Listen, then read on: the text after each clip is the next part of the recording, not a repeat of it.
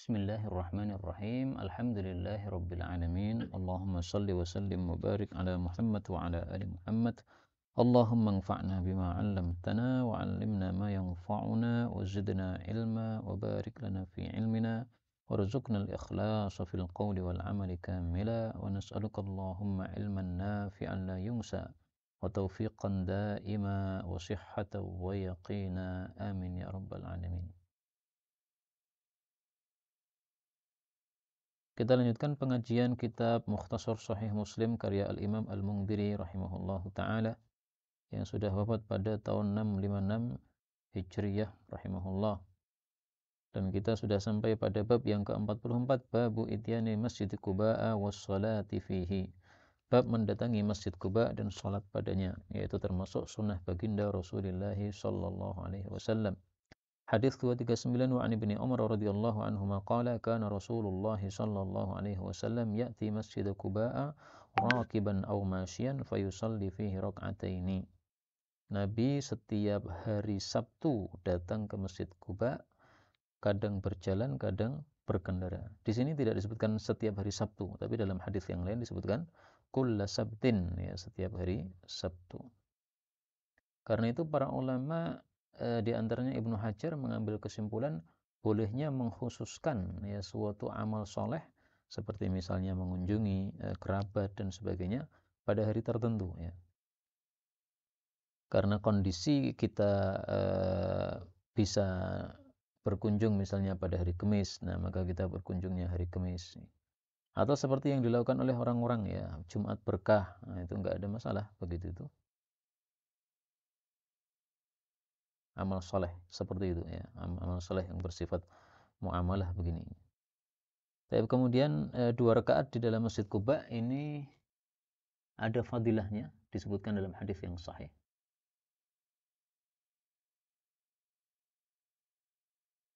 Rasul sallallahu alaihi wasallam bersabda,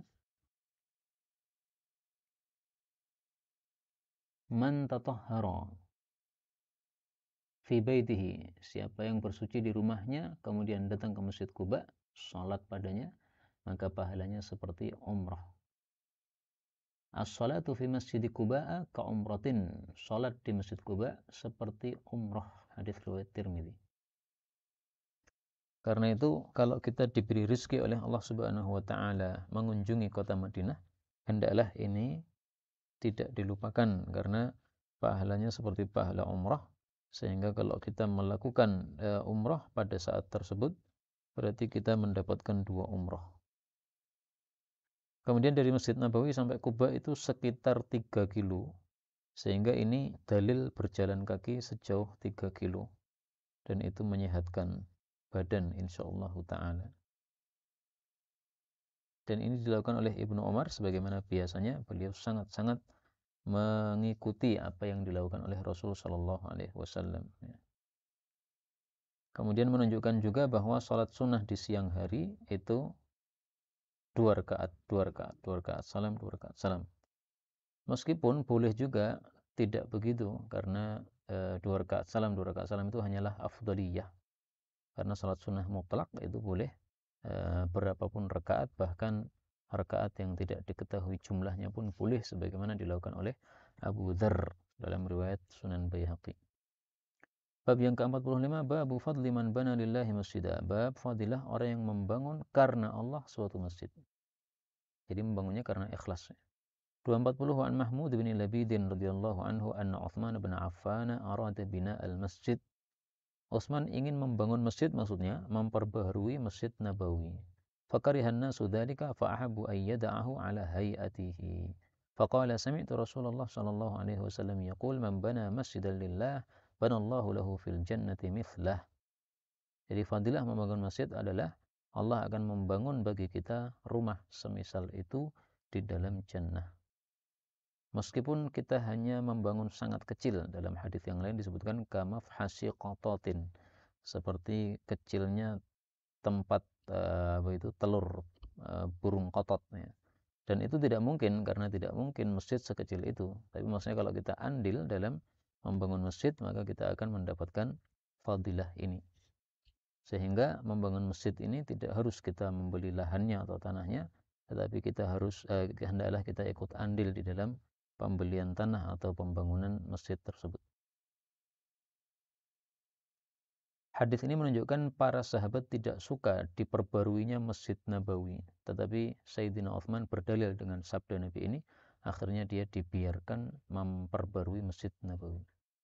Di masa Sayyidina Abu Bakar, beliau tidak memperbarui sama sekali Masjid Nabawi. Sementara di masa Sayyidina Umar, itu hanya diperbaiki tetapi barangnya tetap sama. Ya. Jadi yang kayu ya tetap kayu. Karena Nabi itu kan atapnya dari pelepah kurma, sementara temboknya dari labin, ya, batu bata, kemudian tiangnya dari kayu-kayu pohon kurma. Nah, oleh Sayyidina Utsman diganti dengan saj. Saj itu adalah kayu bagus yang didatangkan dari India. Kemudian tiang-tiangnya diganti dengan kayu-kayu yang berukir. Nah, itu bisa dilihat di dalam Sahih Bukhari, ya, ditulis bisaji. Nah, itu saj itu adalah kayu India yang istimewa, yang mewah. Karena itu dalam mazhab Hanafi diperbolehkan memewahkan masjid apabila tujuannya untuk ta'zim atau mengagungkan masjid.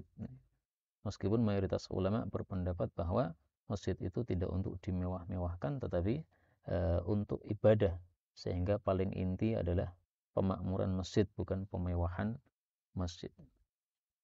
46. Babu fadlil masajid, bab fadilah masjid-masjid 241. Wa Nabi Hurairah radhiyallahu anhu anna Rasulullah sallallahu alaihi wasallam qala ahabbul biladi ila Allah masajiduha wa abghadul biladi ila Allah aswaquha.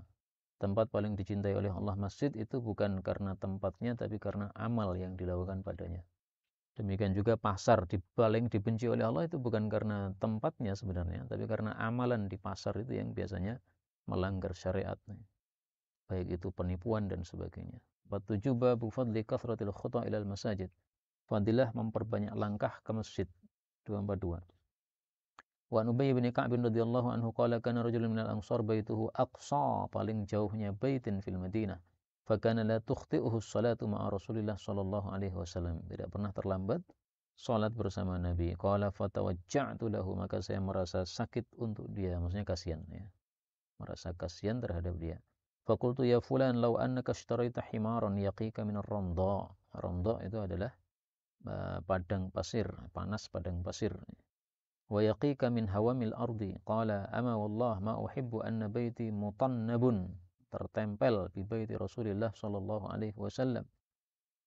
Qala fahamaltu bihi hamlan hatta ataitu Nabiyallah sallallahu alaihi wasallam fa akhbartuhu faqala fada'ahu faqala lahu mithla dhalik. وذكر له أنه يرجو في أثره الأجر فقال له النبي صلى الله عليه وسلم إن لك ما احتسبت. Jadi ini seorang Ansar, dia rumahnya paling jauh dari Madinah tapi nggak pernah terlambat sholat jamaah. Nah, ketika ditegur oleh temannya, "Mbok pakai kendaraan daripada jalan kaki gitu, kasihan kakimu." Nah, maka dia malah menjawab, andai rumah saya nempel dengan Nabi itu tidak lebih saya sukai daripada saya jauh begini nih. Ini kan kalimat seolah-olah apa? Meremehkan kondisi dekat dengan Nabi kan. Nah, maka ketika dilaporkan kepada Nabi Shallallahu Alaihi Wasallam, Nabi tabayyun dulu. Ya. Fada'ahu, Nabi panggil kemudian tabayyun dulu. Apa maksud ini? Nah, dia menjawab, ini karena saya mengharap pahala. Nah, maka Nabi mengatakan laka mahtasabta, yang kamu harapkan itu kamu dapatkan. Maka tidak selalu perkataan yang zahirnya buruk itu adalah maksudnya buruk, ya. Tergantung kepada apa yang dimaksud oleh orang yang mengucapkannya. Maka tidak boleh suudzon, karena suudzon termasuk perkara yang dilarang dalam agama. Iyyakum wadh-dhanna fa inna dhanna akdzabul hadits. Adapun fadilahnya apa disebutkan pada bab berikutnya, 48. Babul masyi ila sholawati tumha bihil khataya wa turfa'u bihid darajat, yaitu menghapus dosa dan meninggikan derajat. Satu lagi fadilah yang belum disebutkan, yaitu dicatat 10 pahala oleh Allah Subhanahu wa taala dengan setiap langkahnya, sebagaimana riwayat Imam Ahmad. 243. Wa Nabi Hurairah radhiyallahu anhu qala qala Rasulullah sallallahu alaihi wasallam man tatahhara fi baitihi thumma masya ila baiti min buyutillah. Menunjukkan lebih utamanya kita berwudu di rumah sesuai lafal hadis ini daripada kita berwudu di masjid. Liyaqdiya faridatan min faraidillah kanat khutuwatuhu ihdahuma tahuttu khati'ah wal ukhra tarfa'u darajah. Jadi salah satu langkah menggugurkan dosa mungkin langkah kiri, dan salah satunya meninggikan derajat mungkin langkah kanan, ya. Karena Nabi tidak sebutkan mana yang menggugurkan, mana yang meninggikan. Yang penting salah satunya. Ya, maka fadilahnya ada 3 minimal, ya.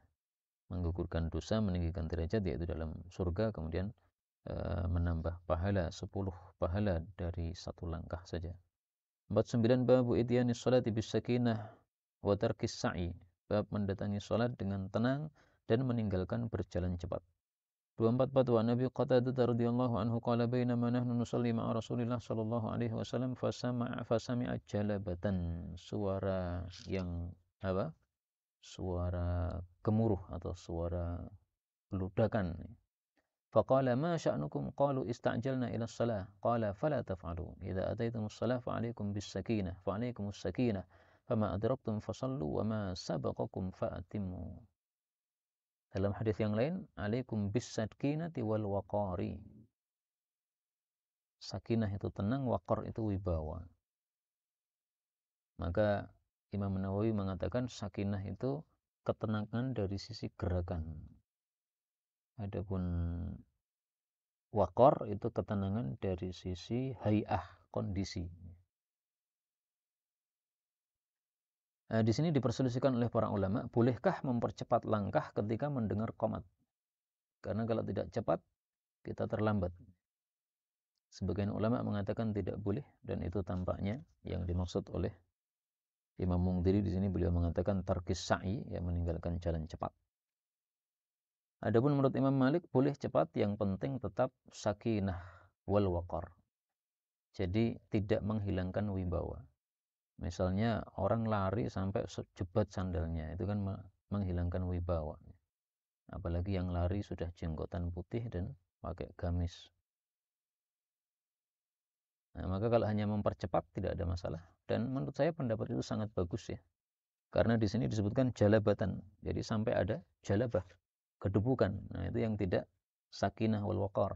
Kalau hanya mempercepat langkah supaya tidak terlambat, insyaallah enggak masalah.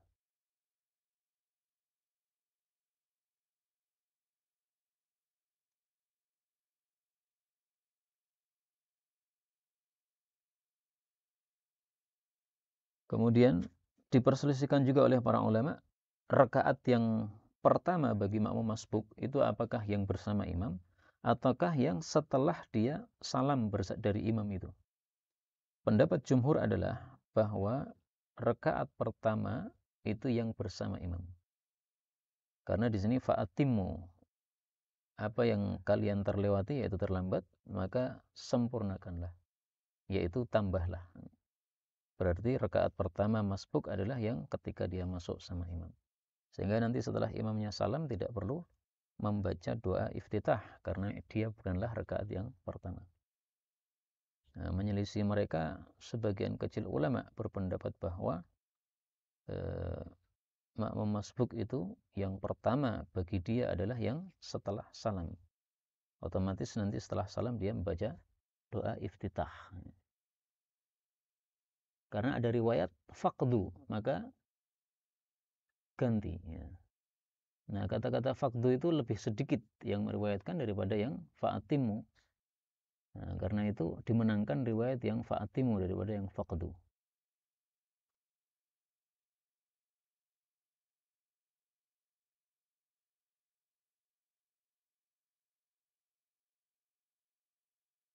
Pendapatnya Abu Hanifah yang menyelisih jumhur itu.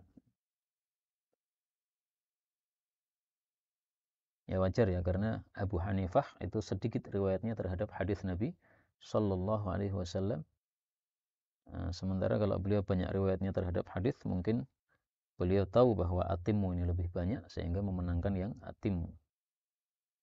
50 bab khurujin nisa ilal masajid, bab keluarnya wanita ke masjid-masjid, artinya boleh. 245 wa an Zainab ats-Tsaqafiyyah radhiyallahu anha qalat qala lana Rasulullah sallallahu alaihi wasallam idza syahidat ihdakunal masjid fala tamassa tiban. Wanita datang ke masjid boleh tapi jangan pakai parfum. Kalau nekat tidak diterima sholatnya oleh Allah Subhanahu wa Ta'ala. Sebagaimana hadis yang diriwayatkan dalam kitab Sunan, la tuqbalu salatun limra'ah tatatayyab li hadzal masjid. Tidak diterima sholat wanita yang berwangi, berpakai minyak wangi untuk masjid ini. Sampai dia pulang kemudian mandi seperti mandi jenabat, hadis riwayat Abu Daud sahih. Maka ini larangannya larangan keras. 51 bab man in nisa'il khuruj, bab larangan wanita untuk keluar. Melarang wanita untuk keluar. 246 an Amrah binti Abdurrahman annaha sami'at Aisyah radhiyallahu anha zaujan Nabi sallallahu alaihi wasallam taqul law anna Rasulullah sallallahu alaihi wasallam ra'a ma ahdathan nisa la mana'ahunna al-masjid kama muni'at nisa'u bani Israil. Qala faqultu li Amrah anisa'u bani Israil muni'na minal masjid? Qalat na'am. Jadi masalah ini ada dua pendapat. Pendapat yang pertama, tidak boleh melarang wanita menuju ke masjid salat jamaah. Dan itu adalah sesuai sabda Nabi sallallahu alaihi wasallam, la tamna'u ima Allah masajidallah. Jangan melarang wanita ke masjid. Pendapat yang lain mengatakan boleh melarang karena kondisi sekarang sudah berbeda dengan kondisi zaman dulu. Dan pendapat itu sesuai dengan fikihnya Aisyah ini. Aisyah mengatakan, andai Rasulullah tahu apa yang dilakukan wanita-wanita zaman sekarang, yaitu setelah Nabi wafat, pasti beliau mencegah dari masjid. Nah, ini yang ngomong Aisyah ya, di masa salaf, apalagi masa sekarang. Masa sekarang kan lebih dahsyat daripada masa zaman dulu. Nah, sebenarnya bisa dikompromikan dua pendapat itu. Intinya kalau dia keluarnya sesuai syar'i ya jangan dilarang. Kalau keluarnya tidak sesuai syar'i, hendaklah dilarang. Jadi tidak mutlak dilarang ya. Karena wanita zaman sekarang juga masih ada yang baik-baik, yang keluar ke masjid dalam kondisi baik juga. Tapi kalau saya merasakan ya, satu gang seperti saya ini kan gang buntu ini. Nah, ketika wanita-wanita ke masjid itu terganggu saya ini. Terganggunya karena ketika kita berangkat bareng para wanita. Kemudian ketika pulang juga begitu, pulang bareng para wanita. Karena wanitanya tidak segera pulang. Andaikan wanitanya itu segera pulang dari masjid, ini saya para laki-laki tidak terganggu dengan bersama wanita, pulang bersama wanita itu. Dan hadis ini menunjukkan bahwa wanita Bani Israel dilarang dari sholat ke masjid itu gara-gara tingkah-tingkah mereka waktu itu. Adapun hadis yang mengatakan awal fitnah Bani Israel dalam masalah wanita itu hadisnya dhaif. Awal fitnah di Bani Israel kanat fin nisa, tidak sahih dari Nabi sallallahu alaihi wasallam. Bab 52 bab ma yaqulu idza dakhala al-masjid. Bab ucapan ketika masuk masjid. Jadi ada doanya. 247. Wa Nabi Humaidin aw qala an Abi Usaidin radhiyallahu anhuma qala Rasulullah sallallahu alaihi wasallam idza dakhala ahadukum al-masjid falyaqul Allahumma iftah li abwaab rahmatik wa idza kharaja falyaqul Allahumma inni as'aluka min fadlik. Masuk minta rahmat, keluar minta karunia. Pas ya, karena masuk kita ibadah turun rahmat padanya. Adapun keluar minta karunia karena sudah selesai ibadah, kita kembali ke urusan dunia kita, menghidupi anak istri, maka minta karunia dari Allah Subhanahu wa taala. Ada juga tambahan membaca salam kepada Nabi sallallahu alaihi wasallam. Tapi kalau tidak disertai salam enggak ada masalah karena hadis ini tidak menyuruh untuk membaca salam kepada Nabi sallallahu alaihi wasallam. 53 babun idza dakhala al-masjid falyarka' rak'atain. Kalau masuk masjid hendaklah salat 2 rakaat. Jadi falyarka' maksudnya falyusalli. Dan ini termasuk bab dzikrul juz'i wa iradatul kull. Disebutkan sebagian yaitu rukuk, tapi yang dimaksud semuanya yaitu salatnya. Dan ini adalah salat tahiyatul masjid. Hukumnya menurut mayoritas ulama adalah sunnah dan menurut minoritas ulama termasuk di antaranya Syaukani adalah wajib. Kenapa dianggap wajib? Pertama karena asal perintah adalah wajib. Yang kedua karena Nabi menyuruh orang yang sholat orang yang datang Jumatan terlambat disuruh tahiyatul masjid. Padahal mendengarkan khutbah Jumat wajib. Nah, maka tidak mungkin sesuatu yang wajib terkalahkan oleh sesuatu yang sunnah. Pastinya juga sesuatu yang wajib juga. Yang ketiga, karena hadis ini dua lafal. Lafal pertama, perintah sholat sebelum duduk. Lafal kedua, larangan duduk sebelum sholat. Nah, maka dua lafal ini, satunya melarang duduk, satunya menyuruh sholat. Ini kata beliau saling menguatkan bahwa itu wajib.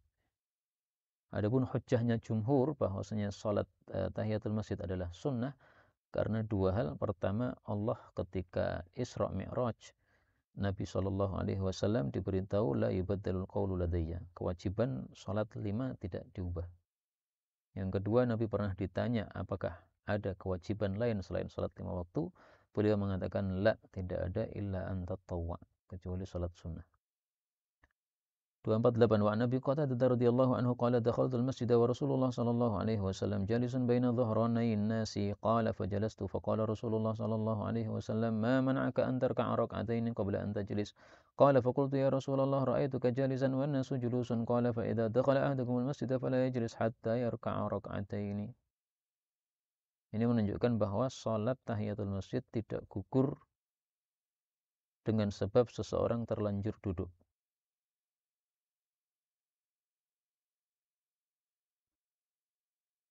Meskipun perintah Nabi adalah sholatnya qabla ayyajlis, sebelum duduk. Nah, begitu terlanjur duduk gimana? Apakah sudah terlewat? Tidak terlewat.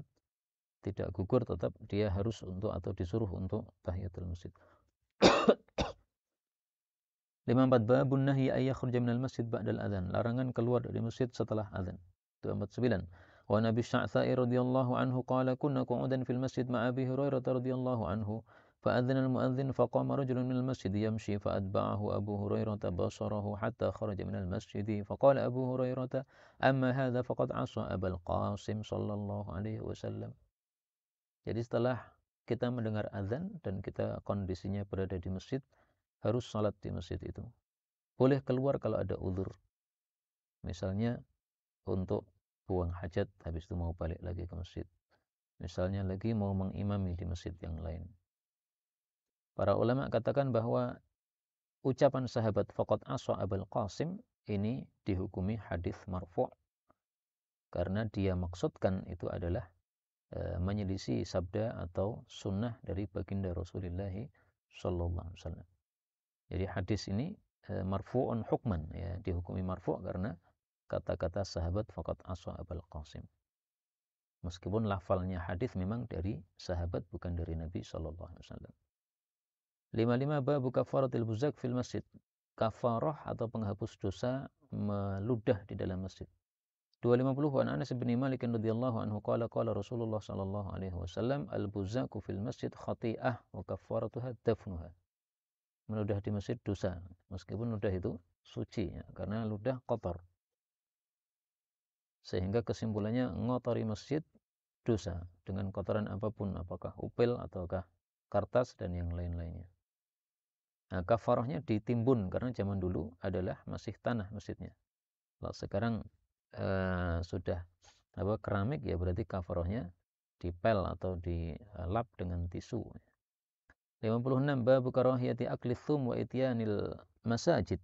Apa? Wa ityan nih, nggih. Oh ya, di tempat saya itu ketambahan nun ini jadi wa itinan, maksudnya ityan.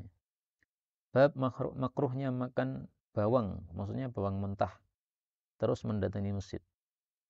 Kalau tidak mendatangi masjid enggak apa-apa.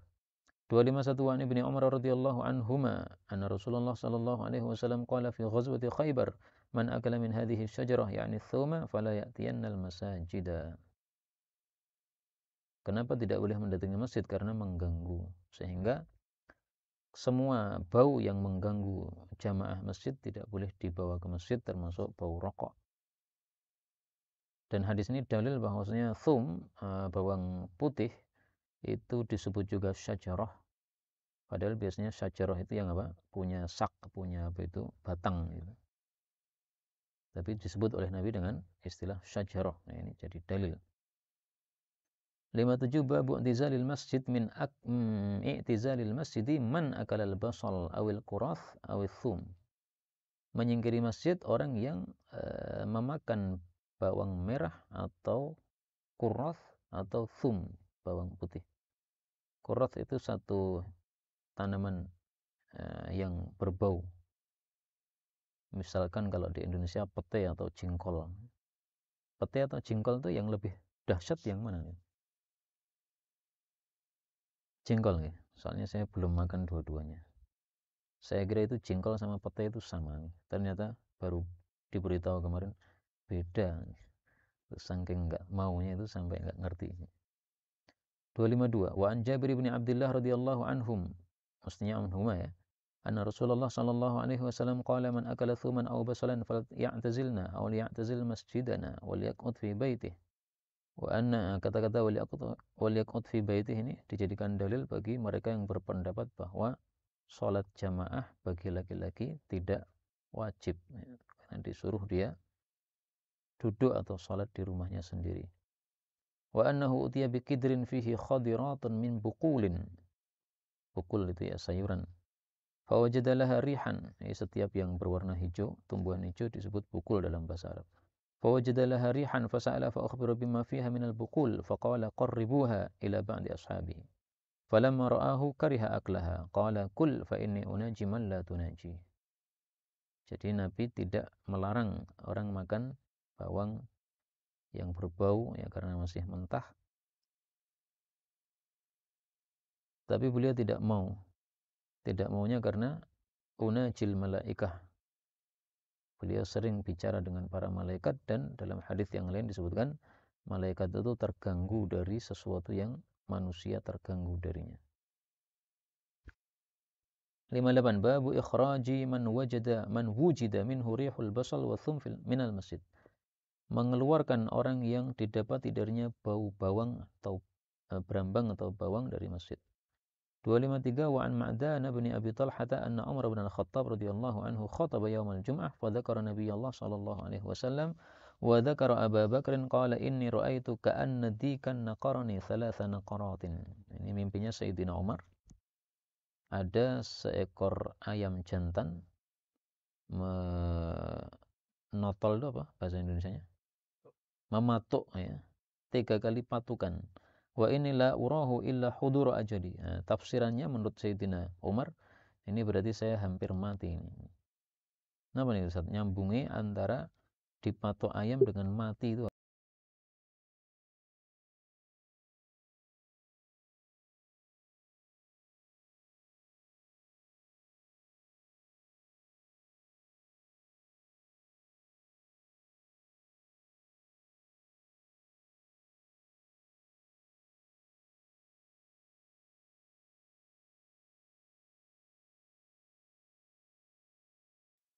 Yang dulu itu awet sekali.